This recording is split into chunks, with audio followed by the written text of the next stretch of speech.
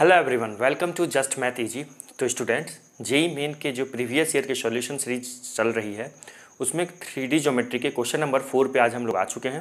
Question number first, second और third solve हो चुका है। तो जो बच्चे फर्स्ट टाइम आए हैं इस चैनल पे, मैं बच्चों आपको बता दूं कि आपको इस चैनल पे जेई मेन के जितने भी प्रीवियस ईयर के सवाल हैं चैप्टर वाइज सॉल्व करवाया जा रहा है, सिखाया जा रहा है विथ कंसेप्ट, और एक वीडियो में सिर्फ एक ही सवाल बताया जा रहा है ना। और जो भी जैसे अभी हम लोग 3D ज्योमेट्री का ये सवाल है, तो आप हमारे चैनल के प्लेलिस्ट में जाइए, वहाँ पे 3D ज्योमेट्री का प्रीवियस ईयर करके JEE Main previous year 3D geometry सवाल करके प्लेलिस्ट में एक प्लेलिस्ट बना हुआ है, जहाँ जाके आप हमारा ये 3D ज्योमेट्रीज के जितने भी सवाल आए हुए हैं वहाँ से देख सकते हैं। ठीक है, तो आज हम लोग करने वाले हैं, इस वीडियो में हम लोग करने वाले हैं क्वेश्चन नंबर 4, जो कि बहुत सिंपल क्वेश्चन है। और ये जो क्वेश्चन नंबर 4 है जेई मेन 2021 में आया हुआ है। ठीक है, तो चलो स्टार्ट करते हैं क्वेश्चन नंबर 4। तो जो बच्चे फर्स्ट टाइम आए हैं वो क्वेश्चन नंबर फर्स्ट, सेकंड और थर्ड भी देख सकते हैं।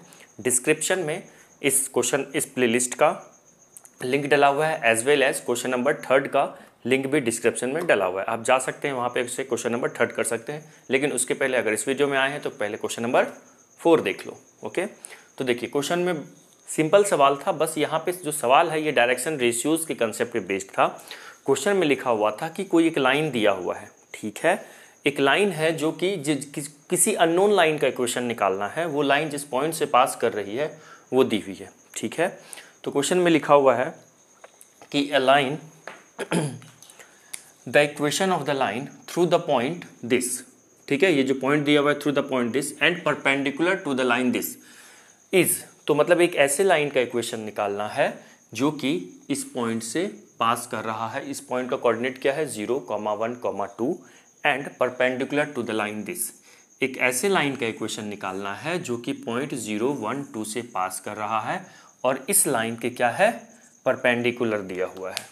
ओके, तो देखो कैसे करेंगे। अच्छा, लाइन किस फॉर्मेट में दी हुई है बताइए, कार्टेशियन फॉर्मेट में दिया हुआ है, मतलब इस लाइन का कार्टेशियन इक्वेशन दिया हुआ है। और ऑप्शन में भी देखो कार्टेशियन जो रिक्वायर्ड लाइन का इक्वेशन होगा, मतलब जो लाइन का हम इक्वेशन निकालेंगे उसको भी हम कार्टेशियन में ही निकालेंगे। ठीक है, क्यों निकालेंगे ऐसा, क्योंकि जो भी यहाँ पे दिया हुआ है ऑप्शन वो कार्टेशियन में दिया हुआ है। अगर वेक्टर में ऑप्शन होता तो हम लोग कार्टेशियन में आंसर निकाल के वेक्टर में कन्वर्ट कर लेते, सिंपल है ना। तो देखिए, तो यहाँ पे ये जो ऑप्शंस हैं ये कार्टेशियन में है, तो हम लोग को क्या चलना है, पूरे सवाल को कार्टेशियन फॉर्म में सॉल्व कर देना है। ओके, तो मैं आपसे पूछूंगा कि अगर कोई लाइन, सुनिएगा ध्यान से, मैं इस कंसेप्ट को रिवाइज करवाऊंगा, इसीलिए एक वीडियो में सिर्फ एक सवाल करवाया जाता है ताकि कंसेप्ट को भी रिवाइज करवा पाया जाए। तो जैसे कि कोई भी लाइन, अगर ध्यान से देखिएगा कि अगर कोई लाइन किसी पॉइंट ए से पास कर, ए बी और सी, इसको लिख लेते हैं हम लोग x1 y1 z1, ठीक है, x1 y1 और z1। मान लो कोई लाइन इस पॉइंट से पास कर रहा है 3D ज्योमेट्री में, ठीक है, पॉइंट का कोऑर्डिनेट क्या है x1 y1 z1, और इस लाइन का जो डायरेक्शन रेशियो है वो मान लो a, b, c है। ओके, लाइन किस पॉइंट से पास कर रहा है, x1 y1 z1 से, और लाइन का direction ratio a b c है। तो इक्वेशन ऑफ लाइन जो होगा वो हो जाएगा x-1, ठीक है, upon direction ratios a equal to y-1 upon b equal to z-1 upon c, ठीक है, z-1 अपॉन c। तो लाइन का इक्वेशन, अगर कोई लाइन किसी पॉइंट x1 y1 z1 से पास कर रही होती है और उस लाइन का डायरेक्शन रेशियो अगर a b c है, तो लाइन का इक्वेशन होगा x-x1 upon a, y-y1 upon b, z-z1 upon c। ध्यान दीजिएगा, ये A B C direction ratio भी हो सकता है, डायरेक्शन कोसाइन भी हो सकता है। तो इसी कंसेप्ट का यूज़ करते हुए जो सवाल दिया हुआ है इसका सॉल्यूशन हम लोग करेंगे। ठीक है, तो देखिए कैसे करते हैं इस क्वेश्चन को, है ना। तो देखिए सवाल में जो लिखा हुआ है वो हम अपने को इस सवाल में ना पॉइंट, जिस लाइन का इक्वेशन निकालना है वो पॉइंट दिया हुआ है, मतलब a1 b1 c1 दी हुई है, बट डायरेक्शन रेशियो नहीं दिया हुआ है। तो वही डायरेक्शन रेशियो का कंसेप्ट मेरे से सवाल देने वाला पूछ रहा है, जानना चाह रहा है कि आपको डायरेक्शन रेशियोज निकालने आता है या नहीं आता है। डायरेक्शन रेशियोज फाइंड आउट कर लेंगे, उसके बाद इस फॉर्मूला में इस स्ट्रेट लाइन के इक्वेशन में रख देंगे। ठीक है, तो देखिए यहाँ पे लाइन का जो इक्वेशन दिया हुआ है, जो लाइन पास कर रहा है as solution as required line, जो रिक्वायर्ड लाइन है वो कहाँ से पास कर रहा है, पासिंग थ्रू कहाँ से पास कर रहा है स्टूडेंट्स, 0, 1 और 2 से। कहाँ से पास कर रहा है, 0, 1 और 2 से पास कर रहा है। देन इक्वेशन ऑफ लाइन क्या हो जाएगा, इक्वेशन ऑफ लाइन हो जाएगा x माइनस 0 अपॉन a। हम a मान लेते हैं, डायरेक्शन रेशियो तो नहीं पता ना, मैं ABC मान लेता हूँ, equal to y minus 1 upon b equal to z minus 2 upon c। Line का इक्वेशन ऐसा ही होता है, अगर कोई लाइन x1 y1 z1 से पास कर रही होती है तो उसको यहाँ पे रख लेते हैं। यहाँ पे x1 की वैल्यू क्या है, x1 का वैल्यू 0 है, y1 का वैल्यू क्या है, 1 है, और ये किसका वैल्यू है, ये z1 का वैल्यू है। 0 किसका वैल्यू है, x1 का, 0 है वैल्यू x1 का, 1 है वैल्यू y1 का और 2 है वैल्यू z1 का। ओके, तो x1 y1 z1 की वैल्यू रख दिए। अब हम लोगों को डायरेक्शन रेशियोज नहीं पता है तो ABC लिख दिए। ठीक है, जहाँ पे ABC क्या है, ABC क्या है बच्चे अपना, ये जो ABC है ये क्या है, ये है डायरेक्शन रेशियोज, है ना, direction ratios of required line. ठीक है, अच्छा अब सुनो, मान लेते हैं ये रिक्वायर्ड लाइन क्या है, इस लाइन को मान लो L, क्या मान लेते हैं, इस लाइन को L मान लेते हैं। ठीक है, या L1 मान लो, चलो एक दूसरा लाइन भी दिया हुआ है तो इसको L1 मान लेते हैं।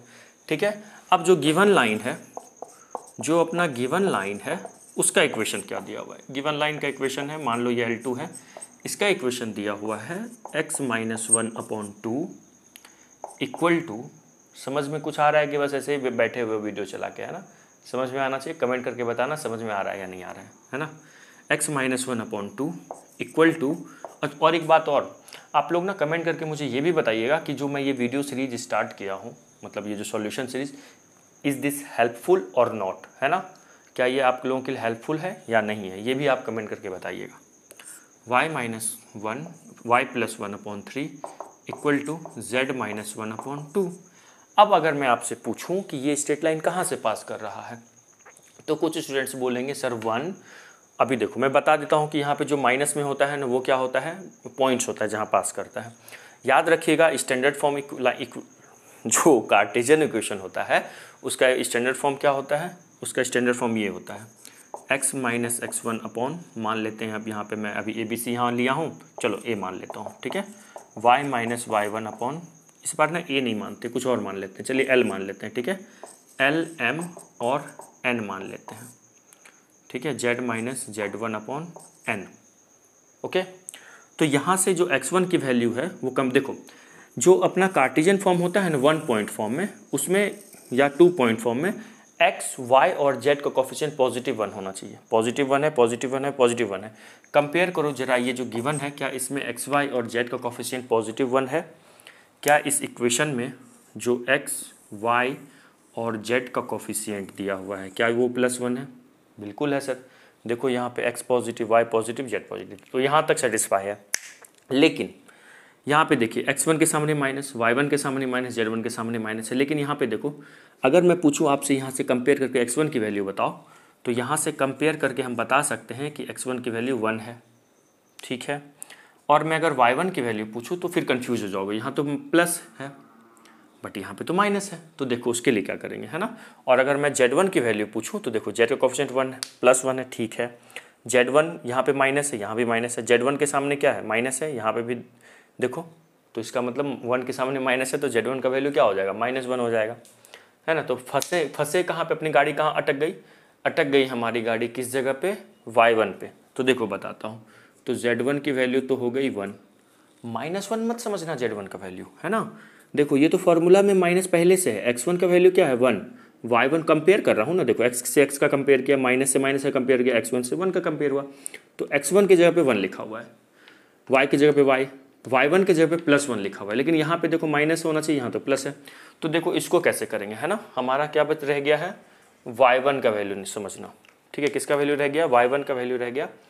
तो इसको क्या करेंगे, ऐसे लिख सकते हैं क्या, x minus 1 upon 2 equal to y, एक प्लस में 2 माइनस छिपा होता है, तो y minus of -1 upon 3 equal to z minus 1/2। ठीक है। आप कहोगे सर सवाल में कर क्या रहे हैं आप?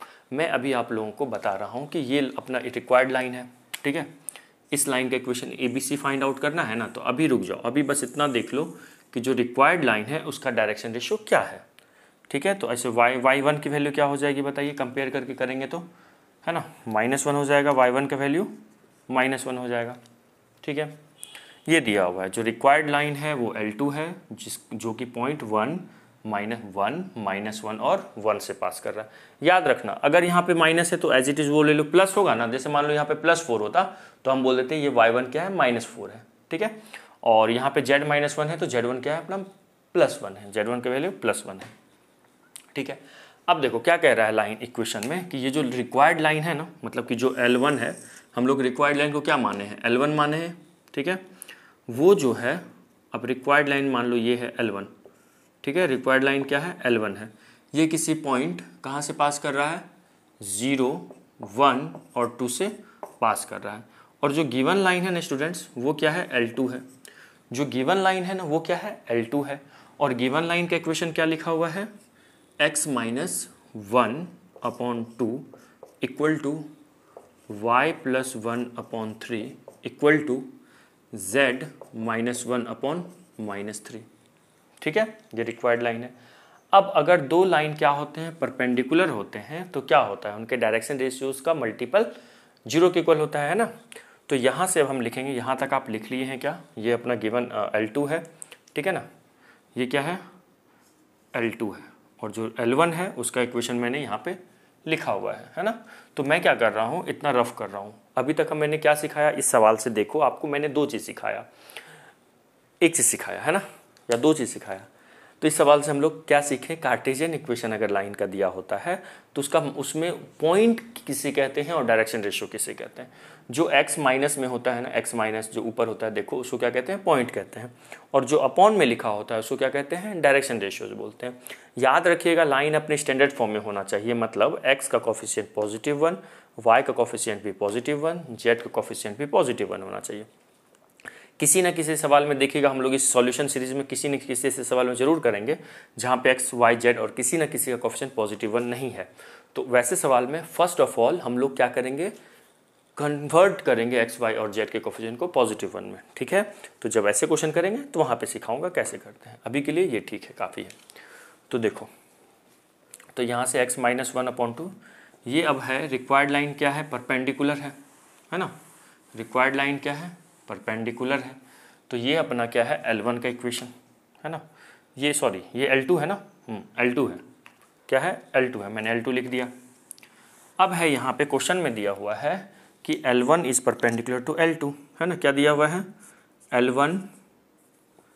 L1 is perpendicular to L2।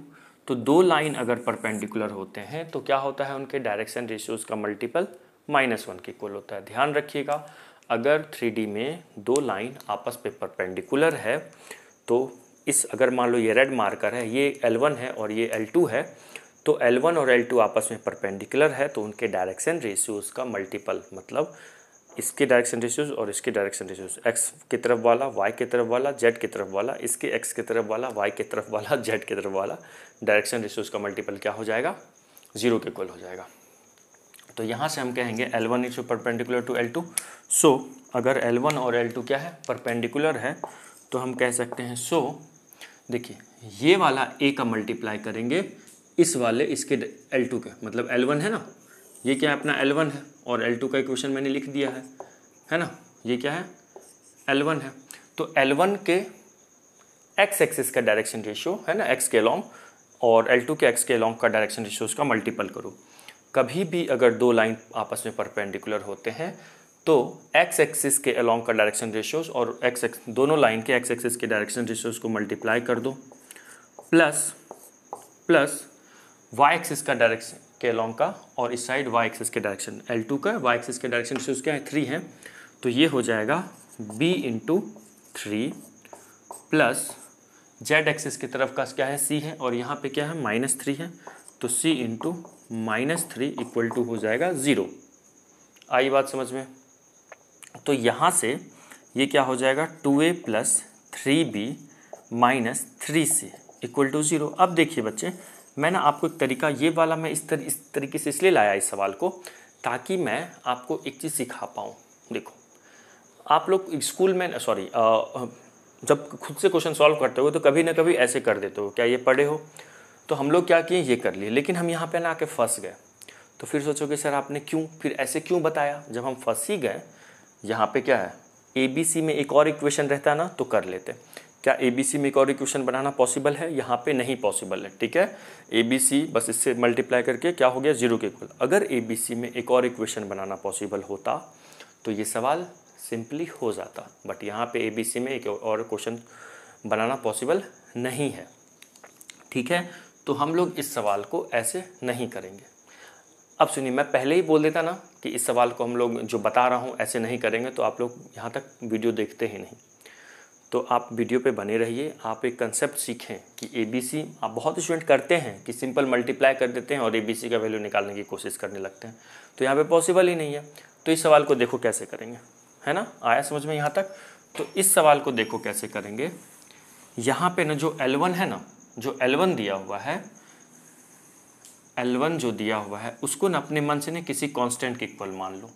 ये रेशियो दिया हुआ है, इसको क्या करो, किसी कांस्टेंट के इक्वल मानो। लेट से मैंने लैम्डा के इक्वल माना। देखो, उस तरीके से भी कर सकते थे। कैसे करते सर? मान लेते अगर L1 दो लाइन पे परपेंडिकुलर होता, L1 इस लाइन पे भी परपेंडिकुलर होता, एक और पे होता, तो ABC में दो इक्वेशन बन जाता। तो उसको सॉल्व कर लेते हैं, ठीक है, उसको सॉल्व कर लेते हैं क्रॉस मल्टीप्लिकेशन मेथड से। ABC की वैल्यू फाइंड आउट करके यहाँ पे रख लेते हैं। लेकिन इस क्वेश्चन में ऐसे नहीं करेंगे।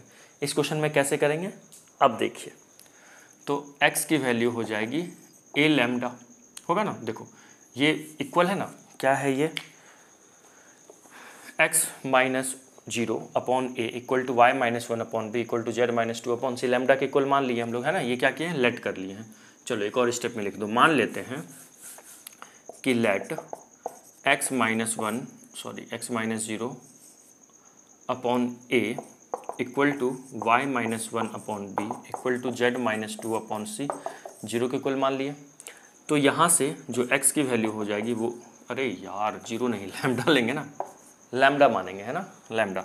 तो ये लैम्डा के इक्वल ले लिए। तो ये लैम्डा क्या है, जहाँ पे लैम्डा क्या है, बिलोंग्स टू रियल नंबर है। तो x की वैल्यू हो जाएगी a लैम्डा प्लस 0, ठीक है। y का वैल्यू हो जाएगा, b का मल्टीप्लाई लैम्डा में होगा तो b लैम्डा प्लस 1। z का जो वैल्यू होगा वो हो जाएगा c लैम्डा प्लस 2, है ना। तो x का वैल्यू क्या हो गया, a लैम्डा प्लस 1, y का वैल्यू क्या हो गया, b लैम्डा प्लस 1, और z का वैल्यू क्या हो गया, c लैम्डा प्लस 2, ठीक है। तो देखो, मैं इस मेथड से फिर बता रहा हूँ कि लैम्डा के इक्वल माने हैं, लेकिन अब हम लोगों ने किस मिस्टेक किया है, क्या मिस्टेक किया है, मैं जान के फिर ये भी करवाया। मेरा टारगेट है कि आपको गलत तरीके से एक बार करवा के दिखा के कि देखो कहाँ फंसते हैं, है ना। इस तरीके से करने से नहीं होगा। हम लोगों ने क्या किया, आप एक तरीका आप ज़रूर सोचे होंगे, सर लैम्डा के इक्वल ले लो, तो इसको हम लैम्डा के इक्वल ले लिए, तो ऐसे भी नहीं होगा। क्यों? क्योंकि फिर ABC 3 अननोन हो गया। फिर क्या करोगे आप, इस ABC को क्या XYZ का वैल्यू आ गया, इसको करोगे क्या, है ना। तो देखो क्या करेंगे, जो गिवन लाइन है ना उसको लैम्डा के इक्वल रखेंगे, ठीक है। जो गिवन लाइन है उसको क्या करेंगे, लैम्डा के इक्वल रखेंगे। तो गिवन लाइन, उससे क्या होगा, देखो मैं बता रहा हूँ, ये जहाँ पे परपेंडिकुलर है ना, इस पॉइंट को P मान लो। अब इस पॉइंट पे तो बहुत सारे पॉइंट्स हो सकते हैं, सॉरी इस लाइन पे तो बहुत सारे पॉइंट्स हो सकते हैं। इस लाइन पे क्या हो सकता है, बहुत सारा पॉइंट्स हो सकता है ना। तो वो जो बहुत सारा पॉइंट है उसको कौन रिप्रेजेंट कर रहा है, ये XYZ रिप्रेजेंट कर रहा है ना। कौन रिप्रेजेंट कर रहा है, XYZ। तो क्या कीजिए, अब देखो सवाल हो जाएगा x minus 2 equal to y plus 1 upon 3 equal to z minus 1 upon 3 equal to lambda मान लो, ठीक है। देखो एक ही अब अननोन रहेगा, भाई उस केस में लैम्डा भी अननोन था, ABC भी अननोन था, तो मैंने जान के करवाया, इसको लैम्डा के इक्वल मनवाया था, ठीक है, ताकि आपको दिखे ABC भी अननोन है, लैम्डा भी अननोन। तो वैसे भी सवाल नहीं हो रहा। एक और तरीका था, जो डायरेक्शन रेशियोज को मल्टीप्लाई कर रहे थे, उससे भी नहीं हुआ। तो कैसे होगा, अब सही, अब देखो, अब बता रहा हूँ, है ना। तो यहाँ पे हो गया x की वैल्यू कितनी हो जाएगी, अच्छा लैम्डा क्या है, बिलोंग्स टू रियल नंबर। तो यहाँ से इसको इक्वेट करो x वाले को, तो x की वैल्यू क्या हो जाएगी, x इक्वल टू हो जाएगा 2 लैम्डा प्लस 1, y का वैल्यू हो जाएगा 3 लैम्डा माइनस 1, और z का वैल्यू हो जाएगा माइनस 3 लैम्डा प्लस 1, ठीक है। ये जो एक्स वाई जेड है ये क्या है, ये क्या है x y z, coordinate of any point, coordinate of any point on line L2। ठीक है, ये क्या हो जाएगा एक्स वाई जेड, ये जो एक्स वाई जेड है ना, किसी भी लाइन के क्वेश्चन में जो एक्स वाई जेड होता है वो उस लाइन पे किसी भी पॉइंट का कोऑर्डिनेट हो सकता है ना। तो ये जो मान लेते हैं लेट ये जो x equal to 2 lambda comma 1 है ना, y equal to 3 lambda minus 1 comma z equal to minus 3 lambda plus 1, ये जो लिखा हुआ है मान लेते हैं इज कोऑर्डिनेट ऑफ, इसको मान लेते हैं is coordinate of point P। ठीक है, इसको क्या मान लेते हैं, पॉइंट P का कोऑर्डिनेट। अब देखो क्या होगा, तो इसका मतलब अगर ये पॉइंट P का कोऑर्डिनेट होगा, कौन होगा पॉइंट P का कोऑर्डिनेट, ये किसका कोऑर्डिनेट है, पॉइंट P का। तो इट मीन्स जो रिक्वायर्ड लाइन है अपना L2 उस पर 2 पॉइंट पता चल गया है, एक पॉइंट गिवन है उसको मान लो A, एक पॉइंट P है। तो रिक्वायर्ड लाइन पे 2 पॉइंट है पता चल गया, एक लैम्डा के टर्म में पता चल गया, एक तो गिवन है। तो अगर 2 पॉइंट पता होता है किसी भी लाइन पे तो उसका डायरेक्शन रेशियोज कैसे निकालते हैं, माइनस करके निकाल देते हैं, है ना। और ये बात समझ में, तो हम कह सकते हैं so direction ratios of line L1, direction ratios of line L1 क्या होगा, P का कोऑर्डिनेट का x कोऑर्डिनेट इसका इससे माइनस कर देंगे, है ना। तो क्या हो जाएगा 2 lambda plus 1 minus 0 comma 3 lambda minus 1, और ये क्या है, इसका y कोऑर्डिनेट इसके a के y कोऑर्डिनेट से सब्ट्रैक्ट करेंगे, और माइनस 3 लैम्डा प्लस 1 माइनस 2। ठीक है, तो यहाँ से क्या आ जाएगा, डायरेक्शन रेशियोज ऑफ L1 आ जाएगा 2 लैम्डा प्लस 1, 3 लैम्डा माइनस 2 और माइनस 3 लैम्डा प्लस माइनस 1। ठीक है, अब समझो, अब डायरेक्शन रेशियोज ऑफ L1 आ गया हमारा लैम्डा के टर्म में। Now L1 and L2 are perpendicular, तो क्या करेंगे, L1 का डायरेक्शन रेशियोज और L2 के डायरेक्शन रेशियोज को मल्टीप्लाई करके 0 के इक्वल रखेंगे, उससे क्या होगा, लैम्डा आ जाएगा, और लैम्डा आ जाएगा तो लैम्डा की वैल्यू को हम लोग यहाँ पे रख देंगे, और क्या आ जाएगा, डायरेक्शन रेशियोज ऑफ L अपने अननोन फॉर्म से नोन फॉर्म में आ जाएगा, और फिर क्या करेंगे, इक्वेशन में रख देंगे, मतलब ABC की वैल्यू आ जाएगी। और ये बात समझ में, तो देखो क्या करेंगे, तो यहाँ तक लिखिए, वीडियो को पॉज करके फिर आगे करते हैं, लिखिए यहाँ तक। हाँ तो स्टूडेंट्स अब देखो आगे करते हैं, वो मैंने रफ कर दिया है, ठीक है। अच्छा, मैं रफ जब कर रहा था ना, रफ करते करते मुझे एक चीज़ दिखा था, मैं क्या, ये -3 थोड़ी ना है, ये तो -2 है ना, यहाँ पे क्या है, -2 है, तो यहाँ पे क्या हो जाएगा, -2 लैम्डा -1 हो जाएगा, 3 लैम्डा -2 है ना, 3 लैम्डा -2 माइनस, वहाँ मैंने उसको लैम्डा के इक्वल रखा, ये 3 लैम्डा -1 होना चाहिए और 2 लैम्डा +1। देखो सिली मिस्टेक, मैं रफ कर रहा था, रफ करते करते मैं सोच देख रहा था ये क्या हो रहा है ना, मैंने वीडियो को पॉज करके रफ कर रहा था। नाउ अब देखो क्या करते हैं, ये हो गया ना, सही है ना, उसको लैम्डा को 2 लैम्डा +1 हो गया, 3 लैम्डा -1 हो गया, और -2 लैम्डा, और ये तो +1 हो जाएगा, ये minus, 1 minute, 2 lambda +1, 3 lambda -1, 3 lambda -1 और -2 लैम्डा +1। हाँ अब सही है। नाउ L1 और L2 क्या है, परपेंडिकुलर है, सो हम कह सकते हैं वही, A का वैल्यू बताओ, A का वैल्यू ये A है, ये B है, ये C है, तो A का मतलब A का मल्टीप्लाई उसके क्या करेंगे ये, अच्छा, 1 मिनट, ये मैंने सब्ट्रैक्ट करके लिखा क्या, 2 लैम्डा +1 -0, अरे सही था, और ये हो जाएगा 3 लैम्डा -1 और -1, ये तो -2 होगा, सही तो है, और -2 लैम्डा +1 है ना, और -2, तो अरे तो ये नहीं हाँ यहाँ पे बस मिस्टेक था, एक जगह मिस्टेक था, ठीक है। 3 लैम्डा -1 करें, -2 लैम्डा, ठीक है, +1 और -2, हाँ अब सही है, ठीक है। सो अब क्या होगा यहाँ पे, ये 2 लैम्डा +1 का मल्टीप्लाई 2 से करो, +3 मतलब इस 2 से, है ना, इस A का मल्टीप्लाई 2 से, इस B का मल्टीप्लाई 3 से, और C का मल्टीप्लाई -2 से, है ना। तो ये ABC की वैल्यू है, 3 lambda -2 = 3 plus -2 lambda -1 into -2 equal to 0। Solve करते हैं इसको। ये कितना हो जाएगा, ये हो जाएगा 2 टू जा 4 लैम्डा +2, 3 3 जा 9 लैम्डा -6 और ये हो जाएगा -4 लैम्डा और +2 इक्वल टू 0। तो ये 4 लैम्डा + 9 लैम्डा प्लस ये 17 लैम्डा, ठीक है। और ये हो जाएगा, कितना हो जाएगा, कहीं मिस्टेक हो रहा है क्या, कुछ तो सिली मिस्टेक चल रहा है, कुछ तो चल, अच्छा चलो लैम्डा का वैल्यू देखते हैं, है ना। सब सही है ना, सब सही जा रहा है। देखो तो ये हो जाएगा 2 टू जा 4 4 माइनस, देखो 2 + 2 4 4 - 6 -2 इक्वल टू 0। तो यहाँ से लैम्डा की वैल्यू कितनी आ गई, 2/17।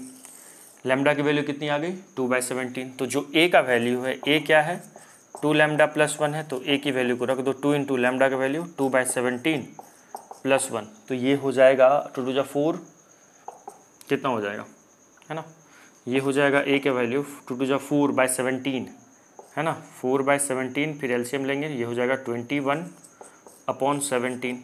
ए का वैल्यू कितना आ गया, 21/17। बी इक्वल टू कितना दिया हुआ है, 3 लैम्डा -2, है ना।